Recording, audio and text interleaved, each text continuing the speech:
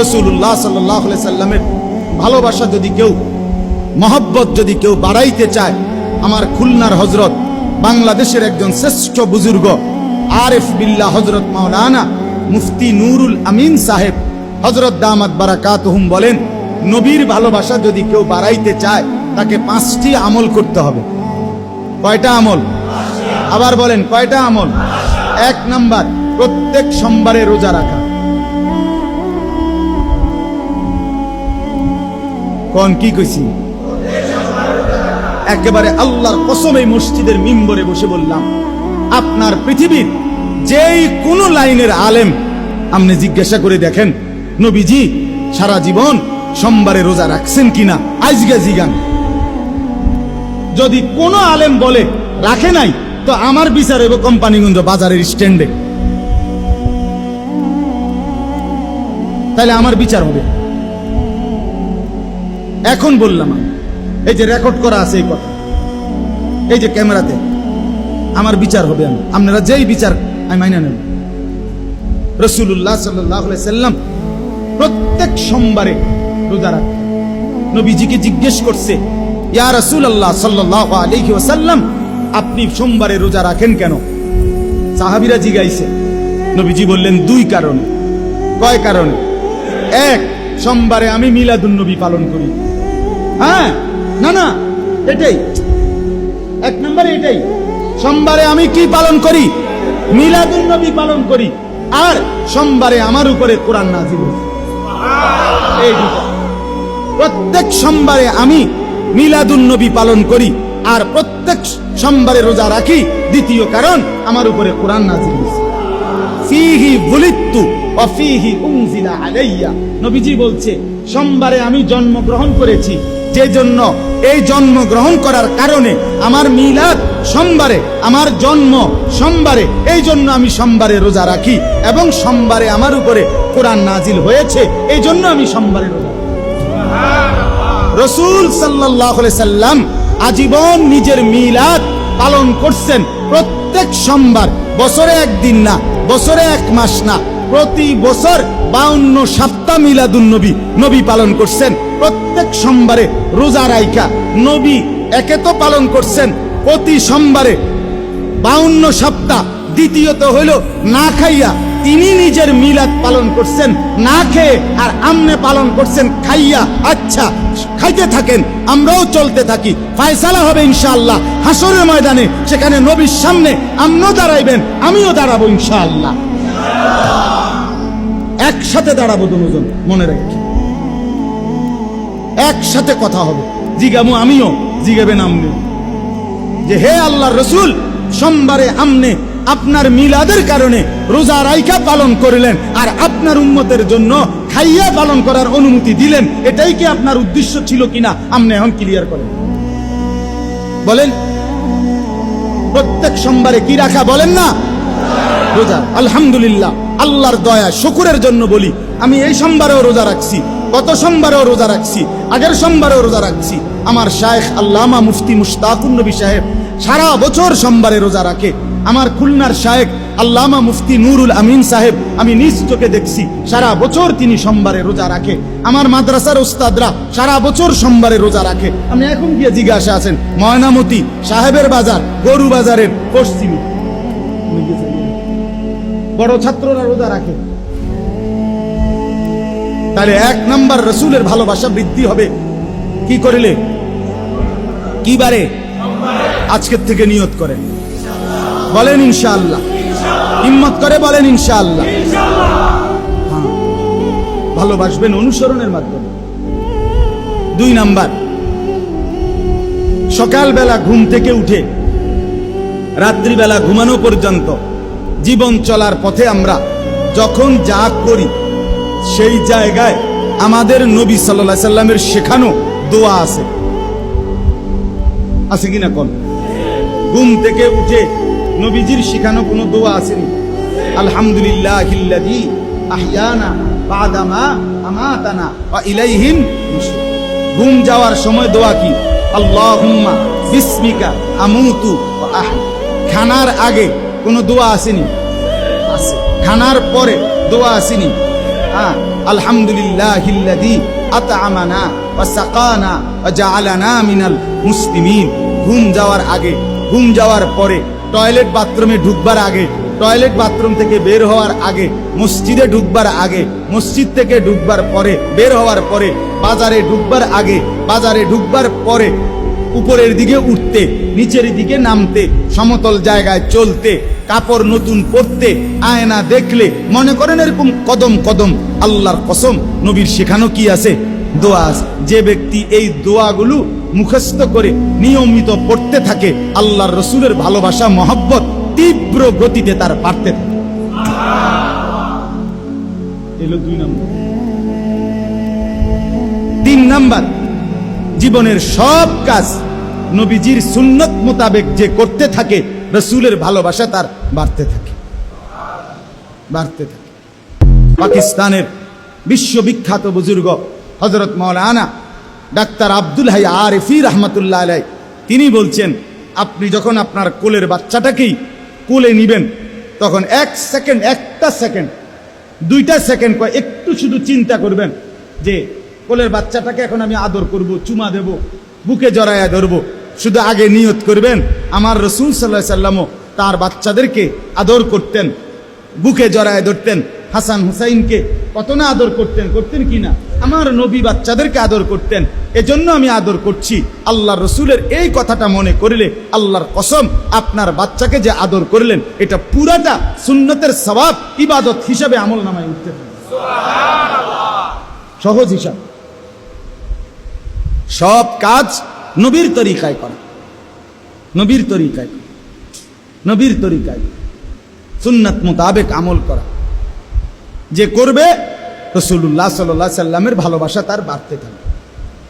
4 number, প্রতিদিন অথবা অধিকাংশ দিন সর্বোচ্চ চেষ্টা করে একটু সময় প্রিয় নবী সাল্লাল্লাহু আলাইহি সাল্লামের কোন জীবনী, নবীজির জীবনী পাঠ করা, পড়তে থাকে। নবীজির জীবনী, নবী সাল্লাল্লাহু আলাইহি সাল্লাম জন্মের আগে কি হয়েছিল, জন্ম কি হয়েছে, কিভাবে, জন্মের পরে দুধ খাওয়াইল কে, জন্মের পরে 10 বছর পর্যন্ত কি হয়েছে, 20 বছর পর্যন্ত কি হয়েছে, 30 বছর পর্যন্ত কি হয়েছে, 40 বছর পর্যন্ত কি হয়েছে, মক্কায় 13 বছর কি করছে, মদিনার 10 বছর কি করছে, এগুলো কিতাবের মধ্যে আছে কিনা বলেন, বাংলায় আছে কিনা বলেন। তো আপনি এই রসুলের জীবনী পূর্ণ, নবীজির একটা জীবনী পূর্ণাঙ্গ শুরু থেকে শেষ পর্যন্ত নবীর জীবনী পড়ছেন বা অন্যের কাছ থেকে পড়াইয়া শুনছেন, এর হাত উঠানছে যারা যারা, হ্যাঁ সত্য সত্য হাত উঠান, ভালো করে হাত উঠান, অসুবিধা কি, হাত উঠান। 1 2 3 4 5 6 7 8। হয়তো আমরা তো মাওলানা সাহেব, আমরা তো সবকেরই অংশ, এটা আমরা হুজুর হলে হইতো না, আমি আওয়াম বলছি। আলেম তো এমনি, আমরা তো পড়ার অংশ, এটা সিরাতে খাতামুল আম্বিয়া তো আমরা সিলেবাস। কথা বুঝছেন কেন? তাহলে আপনারা দেখলেন, এখন লজ্জা দিতে বলি নাই, মানে ইনসাফের সাথে বলেন তো, কয়জন মুসলমান আমরা নবীর জীবনী পড়লাম? তো যাকে এত ভালোবাসেন, যার নামে কেজিতে কেজিতে জিলাফি খাইলেন, যার নামে ফোটলায় ফোটলায় বিরিয়ানি খাইলেন, যার নামে ডেগে ডেগে আমারে বুঝাইছে একজনে, কয় যে হুজুর 18 ডেগ করছি, 18। আমি বলছি আল্লাহর রহমত, আর কষ্ট করে যদি 2টা ডেগ মিলাইতে পারতেন তত 20 ডেগ হইল, 18টা ডেগ। সুবহানাল্লাহ, খামখেয়ালি এশক, কইটা কি পরিমাণে এশক মহব্বত থাকলে 18 ডেগ পুরা। আপনি বলেন, আমরা এই কয়জনের হালাত দেখলাম, যে কয়জন মুসলমান আমার নবীর জীবনী পড়লাম? কেন? রাসূলুল্লাহ সাল্লাল্লাহু আলাইহি সাল্লামের জিন্দেগিটা আমাদের পড়া উচিত ছিল না? কথা বলেন না বাপ? আপনি পড়লে তো মজা পাইতেন, পড়লে তো আরাম পাইতেন, কলিজার মধ্যে মহব্বত বাড়ত। তায়েফের ঘটনা যখন পড়তেন নিজে, তখন বুঝতেন কলিজার ব্যথা কেমন লাগে। কিতাবের মধ্যে আছে, ছেলেরা যখন তায়েফের ময়দান থেকে ফিরতেছে, পাথর মারতেছিল, তো ছেলেরা তো হাসতেছে, মজা পাইতেছে, পাথর মারে, নবীজিকে পাগলের মতো পাথর মারতেছে। নবীজি ফিরে আসতেছে, একটা ছোট ছেলে ওই তায়েফের একটা বড় পাথর হাতে নিয়া সে খুশিতে দৌড়াইয়া নবীজির একদম পিঠের কাছে আইসা জোরে মারছে। এই জোরে পাথর মারতে গিয়া নবীজির গায়ে তো মারছে ঠিক আছে, কিন্তু ছেলেটা ছোট, পাথরের এই জোরে মারার কারণে নিজেই নিজের সামাল দিতে না পাইরা নিজে পড়ে গেছে। ছোট বাচ্চাদের পইরা গেছে, আর ওই দূরের থেকে যেই ছেলেরা পাথর মারতেছে অজরে, এদের পাথর এবার ছেলেটার গায়ে আইসা পড়তেছে। ওই এনা পইরা গেছে এনে। এই নবীজির সাথে সাথে বাচ্চাটা যখন চিৎকার দিয়ে উঠছে, ওই তাদেরই লগের ফোলাইনের পাথরের আঘাতে আল্লাহর কসম, আল্লাহর নবী চেহারা মুবারক পিছন দিকে ফিরাইয়া দৌড়াইয়া গিয়া ওই বাচ্চাকে বুকে জড়াইয়া ধইরা ছেলেদেরকে বলছে, বাপ তোরা যত পার আমার পিঠে পাথর মার, তোদের এই মাসুম বাচ্চার গায়ে মারিস না। তিনি এমন রসুল আমার, যিনি এতটা কোরবানি করলেন, বিনিময়ে আপনি শুধু খানা খাইতেন। আচ্ছা, ইনসাফ এটা বিরোধিতার মাসালা না। হুজুর এই তরিকার, আমরা হে তরিকার না বাপ, এর জন্য কসম বলি নাই, এ তরিকার লেগে বলি নাই, বিরোধিতার নিয়তে বলি নাই, আপনারে আমার পক্ষে নেওয়ার জন্য বলি নাই। বলেন নবীজির জীবনী।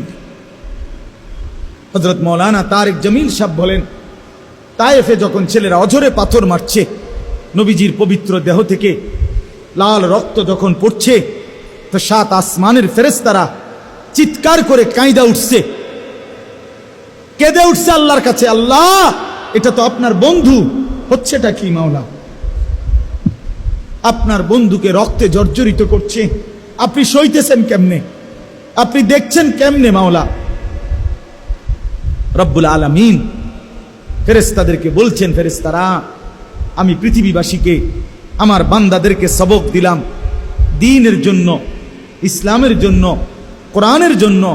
আমি আমার পরম বন্ধুর পবিত্র তাজা রক্ত জমিনে ঝরাইছি।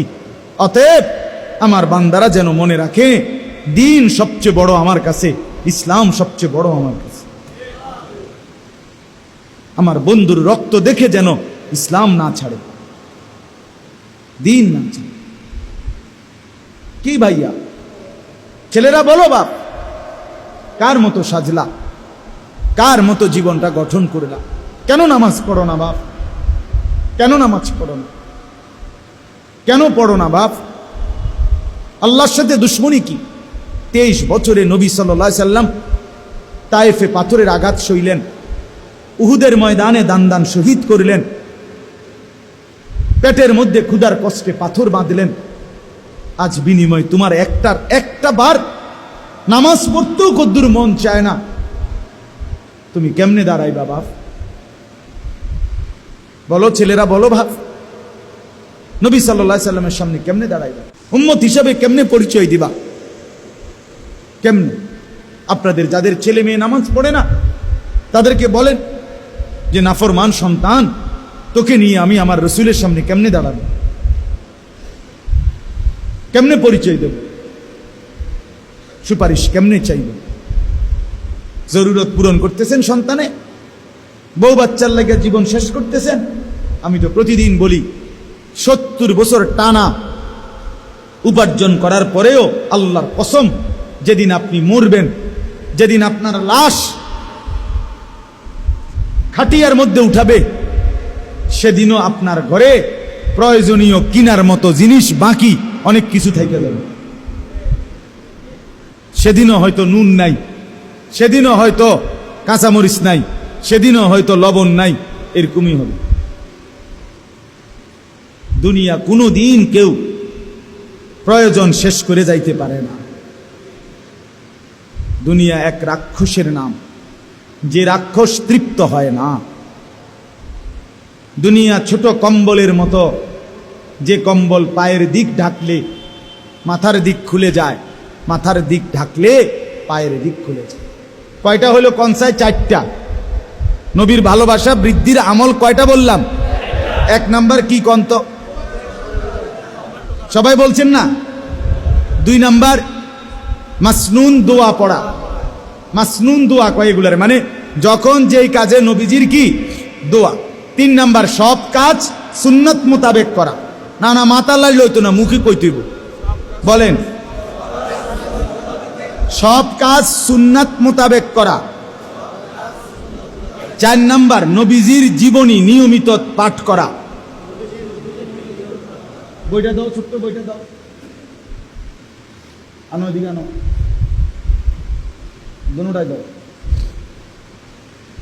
এই 5 নাম্বার হলো রাসূলুল্লাহ সাল্লাল্লাহু আলাইহি সাল্লামের উপরে নিয়মিত দুরূদ শরীফ পাঠ করা। 5 নাম্বার কি বলেন না? নবীজি সাল্লাল্লাহু আলাইহি সাল্লামের উপর নিয়মিত দুরূদ শরীফ পাঠ করা। বলেন কি বলছি? 5 নাম্বার। না না, দুরূদ শরীফ পড়া এটা করলে তো আমি এটা বলছি, তা আমি যেটা বলছি এটা কোন? নবী সাল্লাল্লাহু আলাইহি সাল্লামের উপর নিয়মিত দুরূদ শরীফ পড়া। বলেন এটা, বলেন পুরাটা বলেন। এটা জরুরি বিষয়। আপনি শুধু একটা কথা বলেন, নামাজ এটা আমল না অনুষ্ঠান? রোজা এটা আমল না অনুষ্ঠান? হজ এটা আমল না অনুষ্ঠান? যাকাত এটা আমল না অনুষ্ঠান? কোরআন তেলাওয়াত এটা আমল না অনুষ্ঠান? আল্লাহর জিকির এটা আমল না অনুষ্ঠান? খোদার কসম, এগুলো যেমন আমল, নবীজির উপরে দুরূদ সালাম পড়া এটা অনুষ্ঠান না, এটাও আমল। এটা কি? এটা আমল, এটা আমল, এটা আমল, এটা আমল, এটা নিয়মিত পড়া। ইয়া আইয়ুহাল্লাযীনা আমানু সাল্লু আলাইহি ওয়া সাল্লিমু তাসলিমা, এটা নিয়মিত আমল। এ সাল্লু আমরের সিগা, সাল্লিমু আমরের সিগা। আমর ফেলে মুদারের থেকে গঠন হয়। ফেলে মুদারে ইস্তেমরার বুঝায়, ধারাবাহিকতা বুঝায়, নিয়মিত বুঝায়, নিয়মিত বুঝায়। কি আমর ফেলে মুদারের থেকে গঠন হয় না? ফেলে মুদারে দাওয়াম বুঝায়, সর্বদা বুঝায়, সর্বদা। রাসূল সাল্লাল্লাহু আলাইহি সাল্লামের উপরে প্রতিদিন নিয়মিত মহব্বতে কলিজার ভালোবাসা নিয়ে দুরূদ শরীফ পড়া, দুরূদ সালাম পড়া। সাহাবায়ে কেরামের বর্ণিত হাদিসের কিতাবে উচ্চারিত 40টা দুরূদ সালাম আছে।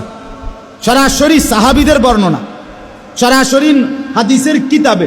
এই কিতাব আমি খুলনার হযরত থেকে, খানকার থেকে এগুলো আনাইছি। আমার 1 টাকা কোনো বেনিফিটে না।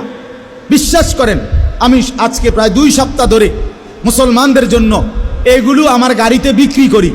এই 2টা ছোট্ট বই, এটা দুরূদ সালামের মকবুল আমল। এখানে সাহাবীদের উচ্চারিত নবীজির উপরে পাঠকৃত দুরূদ সালাম 40টা হাদিসের কিতাবে যেগুলো বর্ণনা, এগুলো আছে। এটা আমনে পড়বেন, আমনে দেখে দেখে পড়বেন। রিডিং জবরজের লাগানো আছে। কোরআন শরীফ যেমনি পড়ে, বিভিন্ন কিতাব যেমনি পড়ে, তো এটা একটা আমল। নবীজির উপরে দুরূদ সালাম পাঠ করা, এটা প্রত্যেক দিন নিজের মহব্বতে একবেলা পড়লে আল্লাহ রসুলের ভালোবাসা পড়তে থাকবে। আরো পড়লে আরো বেশি, আরো বেশি পড়লে আরো বেশি। এখানে রাসূলুল্লাহ সাল্লাল্লাহু আলাইহি সাল্লামকে স্বপ্নে দেখার জন্য কেউ যদি চায়, কি আমল করলে নবীকে স্বপ্নে দেখা যায়, এখানে আছে। এই ছোট্ট 20 টাকা মাত্র বই। আর এই বইটা নবী সাল্লাল্লাহু আলাইহি সাল্লাম আজীবন একেবারে ইসলামের প্রথম বছর থেকে 40 বছর থেকে 63 বছর পর্যন্ত, কত বছর? 23 বছর নবীজি তাহাজ্জুদ নামাজ পড়তেন। কি পড়তেন বলেন? ওই যে দুপুর 12:30 বাজে যেটা পড়ে, কখন? রাত্রিবেলা। কোন টাইমে বলেন না? রাত। এই রাত্রিবেলা নবীজি তাহাজ্জুদ নামাজ কি পড়তেন, কখন উঠতেন, কতটুকু পড়তেন, কিভাবে পড়তেন, কয় রাকাত পড়তেন, কি দোয়া করতেন, কিভাবে পড়লে উত্তম, এ সব কিছুর বিস্তারিত বর্ণনা নবীজির তাহাজ্জুদ। এবং শেষে 1 সপ্তাহব্যাপী কেউ যদি প্রতিদিন আল্লাহর কাছে দোয়া পড়তে চায়, এমন দোয়া নির্ধারিত এগুলো আছে এই কিতাবটা। এটারে তাহাজ্জুদ নবীজির 180 টাকা এটা, আর এইটা 20 টাকা। এই 2টা মিল্লা মাত্র 200 টাকা। ও গাড়ির কাছ থেকে যাওয়ার সময় সুযোগ থাকলে, কারো কাছে টাকা থাকলে নিয়েন, উপকার পাবেন। তাহলে 5টা আমল কি বলছি কোন? বলেন, আমার কথা শেষ। আমি 1 নাম্বার কি কোন? 2 নাম্বার কি? 3 নাম্বার কি? সুন্নাত মোতাবেক সব কাজ করা। 4 নাম্বার কি? নবীজির জীবনী পাঠ করা। 5 নাম্বার কি? নবীজির উপরে নিয়মিত কি পড়া? দুরুদ সালাম পাঠ। এটা অনুষ্ঠান না, আপনার ভালোবাসায় আপনি পড়বেন, আপনার ভালোবাসায়, আমনের মহব্বতে আপনি পড়বেন, প্রতিদিন পড়বেন। আলহামদুলিল্লাহ, আমরা যার হাতে বায়াত, আমাদের শায়েখের সবক এটা, আমরা আপনার এই দুরুদ সালাম নিয়মিত পড়ি। আপনি আমার ড্রাইভারের জিগাইয়েন, বলে হুজুরে পড়েনি, ও ড্রাইভারের নাম্বার কইতাম নি? হ্যাঁ জিগাই। ড্রাইভার আমার ঘরের মানুষের চাইতে বেশি টাইম আমার লগে থাকে। হ্যাঁ বোঝেন নাই কথা? আমার জিন্দিগি বেশি টাইম কোথায়? বাইরে বাইরে, গাড়িতে গাড়িতে। এই জন্য হালাত জানার সুবিধা হইল ড্রাইভারের থেকে, তার থেকে, কারণ হে বেশি টাইম আমারে দেখে। এই জন্য অহংকারের জন্য বলি নাই, বলার উদ্দেশ্য হইল আমরা প্রত্যেকেই রসুল সাল্লাল্লাহু আলাইহি সাল্লামের ভালোবাসা চাই, চাই কিনা বলেন? কিন্তু সুন্নাত মোতাবেক চাই। বাস্তবিক অর্থে আসরের ময়দানে কাজে লাগবে এমন ভালোবাসা দরকার। আল্লাহ আমাদেরকে বুঝার তৌফিক দান করেন। আমার বাপ, এবার শুধু আয়াতের তর্জমা শুনেন, তাইলেই কথা শেষ। আয়াতের তর্জমা হইল 16 নম্বর পারা 19 নম্বর সূরা, সূরা মরিয়মের এই আয়াতের মধ্যে আল্লাহ তাআলা বলেন, আমি আল্লাহ তাআলা হযরতে নূহ আলাইহিস সালামের জামানার পরে আমি রব্বুল আলামিন এই পৃথিবীতে কিয়ামত পর্যন্ত যত মানুষ তৈরি করছি তার মধ্যে 2 ভাগ। এক ভাগ হলো উত্তম উত্তরসূরি, আরেক ভাগ হলো নিকৃষ্ট উত্তরসূরি। এক ভাগ হলো উত্তম ওয়ারিস, আরেক ভাগ হলো নিকৃষ্ট ওয়ারিস। এক ভাগ হলো উত্তম প্রজন্ম, আরেক ভাগ হলো নিকৃষ্ট প্রজন্ম। এক ভাগ হলো উত্তম জেনারেশন, আরেক ভাগ হলো নিকৃষ্ট জেনারেশন। আল্লাহ বলেন আগের আয়াতে 59 নম্বর আয়াতের আগের আয়াতে আছে উত্তম জেনারেশন কারা, সর্বযুগে উত্তম প্রজন্ম কারা? তারা যারা আমি আল্লাহর আয়াত, আমার নাম যখন শুনে তখন সেজদায় পড়ে যায় এবং কাঁদতে থাকে।